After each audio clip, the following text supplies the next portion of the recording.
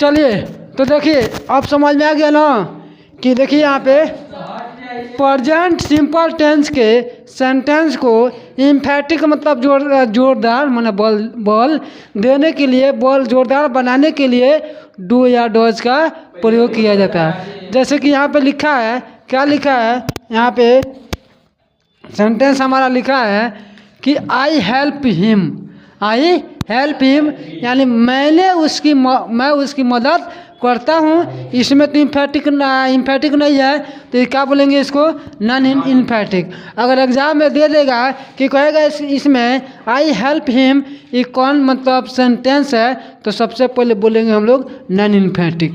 अगर ऐसा दिया रहेगा तो क्या है कि इस पर जोर तो नहीं दे रहा है। अगर वहीं लिख दे I do help him, I do help him, इसमें कहेगा कि आप इम्फेटिक चुनिए, इम्फेटिक को चुनिए तो इम्फेटिक हमारा कौन हो जाएगा, डू हमारा हो जाएगा इम्फेटिक। क्यों, क्योंकि ये जोर दे रहा है कि मैं उसकी मदद अवश्य करता हूँ। इसका यहाँ पे लिखा ना, मैं उसकी सहायता अवश्य या निश्चित करता हूँ। समझ में आ गया आप लोग को। डू या डज का प्रयोग इम्फेटिक मतलब जोरदार बनाने के लिए, जोरदार बनाने के लिए किसका प्रयोग किया जाता है, डू या डज का प्रयोग। अगला नंबर में क्या है कि डू का प्रयोग इम्परेटिव सेंटेंस को इम्फेटिक बनाने के लिए किया जाता है। इम्परेटिव सेंटेंस को किसके लिए किया जाता है, तो इम्फेटिक बनाने के लिए किया जाता है। समझ में आ गया। जैसे कि यहाँ पे लिखा है बी केयरफुल, बी केयरफुल लिखा है तो बी केयरफुल ये क्या हो गया, इम्परेटिव सेंटेंस है। इसमें तो कोई जोर जबरदस्ती वाला बात ना है। खाली क्या बोला है कि सावधान रहो, क्या है, सावधान रहो। अब वहीं आज जहाँ डू लग गया तो क्या हो गया, डू बी केयरफुली यानी इम्फेटिक इम्परेटिव हो गया। कौन हो गया, इम्फेटिक इम्परेटिव सेंटेंस। और इसमें इम्फेटिक इम्परेटिव कौन है, इम्फेटिक इम्परेटिव कौन है, डू है। हमारा डू हो जाएगा इम्फेटिक इम्परेटिव हो जाएगा और इसका मतलब क्या हो जाएगा, अवश्य सावधान रहो। अगला नंबर क्या है, कॉमन टाइम। कॉमन टाइम का मतलब होता है समय पर आओ, है कॉमन टाइम, समय पर आओ।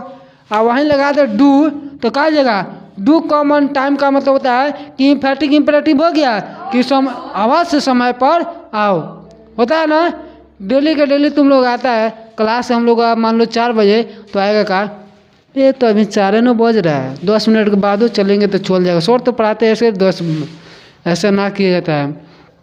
10 मिनट की वजह से 2 मिनट की वजह से अभी मोबाइल पर आया था, एक लड़की का एग्ज़ाम छूट गया।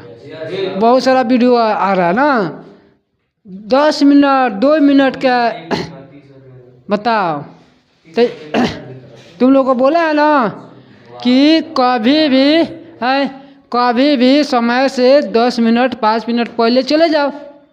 कहीं भी जाना तो जाकर वहाँ पे क्या करेगा, ज़्यादा से ज़्यादा ये होगा कि हम वहाँ पे 10 मिनट बैठे रहेंगे या ज़्यादा से ज़्यादा वेट करेंगे तो क्या हो गया 10 मिनट 1 घंटे में ना। समझ में आ गया। अब किसी को डाउट नहीं ना है, आगे बढ़ जाए। चलिए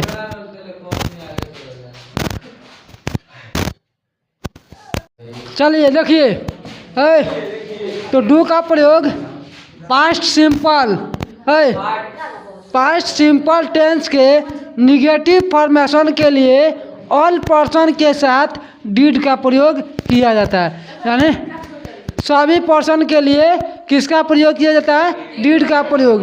किस में, तो निगेटिव सेंटेंस में ना, निगेटिव फॉर्मेशन के लिए किसका प्रयोग किया जाता है, डिड का। जैसे he did not help me, he did not help me, इसका मतलब क्या जाएगा, उसने मेरी मदद नहीं की, उसने मेरी मदद नहीं की ना। निगेटिव हो गया कि नहीं। तो निगेटिव फॉर्मेशन के लिए डिड का प्रयोग किया जाता है किस में, तो अभी पास्ट सिंपल टेंस में ना। अगला नंबर क्या है, I did not talk to him. I did not talk to him मतलब हो गया यानी मैंने उससे बात नहीं की। हो गया, मैंने उससे बात नहीं की। समझ में आया। ओए यानी I did not talk to him, मैंने उससे बात नहीं की। तो हम लोग का डिड नो है तो हमारा डिड हो गया, किस में प्रयोग हुआ है तो पास्ट टेंस में। और एक चीज़ और, अगर जिस डिड यहाँ पे हेल्पिंग वर्ब हो गया ना, डिड हेल्पिंग वर्ब हो गया। अरे डू का भी टू है, डू का पास्ट होता है, डू का पास्ट होता है डिड, डू का पास्ट क्या होता है डिड। समझ में आ गया? डू हमारा प्रेजेंट है और डिड क्या है पास्ट है। तो पास्ट अगर एक मिनट और एक बात और, अगर जिस सेंटेंस में अगर डिड लग गया तो उसके बाद वाला जो वर्ब होगा वो V1 होगा ना, वर्ब का पहला रूप होगा। जैसे यहाँ पे लिखा है आई डिड नॉट टॉक लिखा है तो टॉक V1 है, हेल्प भी क्या है टॉक एक ही है तो टॉक क्या हो गया V1 हो गया। यहाँ पे भी देखिए they did not attend, attend का मतलब क्या हो गया, मतलब वहाँ पे नहीं पहुँच सका, प्रेजेंट न उपस्थित नहीं हो पाया। माने उसके पार्टी में, माने उन लोगों ने पार्टी जो अटेंड नहीं किए, उन लोगों ने क्या किए पार्टी अटेंड नहीं किए। You did not go there, यानी तुम वहाँ मत जाओ, तुम वहाँ मत जाओ वहाँ ना, इसका मतलब क्या जाएगा तुम वहाँ मत जाओ, मत जाओ हो गया ना, तुम वहाँ मत जाओ। इसका कहा जाएगा उन लोगों ने पार्टी अटेंड नहीं की, उन लोगों ने पार्टी अटेंड नहीं की। समझ में आया? किसी को डाउट नहीं है ना? कोई भी डाउट हो तो बोलिए, डाउट नहीं ना है? किस में? साफ सिंपल है लिखा, डिड का प्रयोग हम लोग पढ़ रहे हैं, यूज ऑफ डिड।